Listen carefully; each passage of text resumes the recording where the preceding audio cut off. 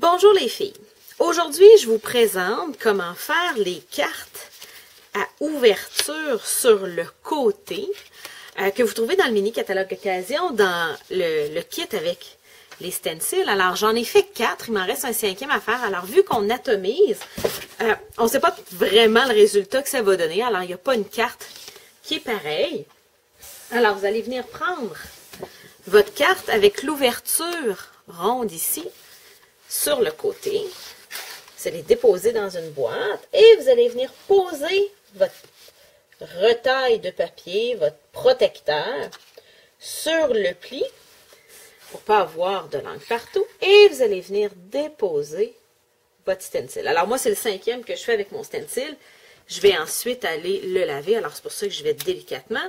Et ensuite, vous venez vaporiser un peu d'encre. Alors moi, mon mélange d'encre, c'est le même que je fais toujours. Alors j'aime avoir 1/4 d'encre pour 3/4 d'eau.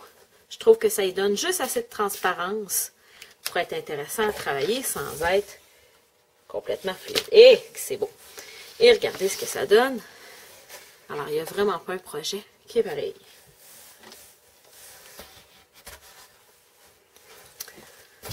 Ensuite, dans le kit, il y a des fleurs prédécoupées. Il y en a 3 pour chacune des cartes. Alors, je vais venir utiliser encore une fois mes atomiseurs pour venir les teindre. Alors, je les mets tout en même temps. Je vais en faire quelques-unes sur tout bleu. Et quelques-unes sur tout jaune. Et c'est fait. Je les laisse sécher un petit 5 minutes. Je vais les récupérer plus tard. Alors, une fois que j'ai fait mes 5, vous pouvez voir la différence de chacune. Alors, il n'y a pas une carte qui va être exactement comme l'autre. Et encore une fois, je travaille à la chaîne pour venir étamper mon vœu que j'ai encore pris dans le jeu d'étampe ATPC. Alors, achète-toi ton propre cadeau. Et ici, je suis venue choisir le merci pour tout. Alors, pour vous donner une idée de la grosseur, une fois mis sur l'étiquette, voici ce que ça donne.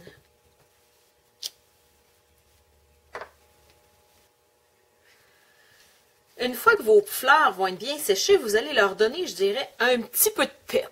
Alors, un petit peu de 3 dimensions. Vous allez vous placer sur un tapis Stampin' Pierce.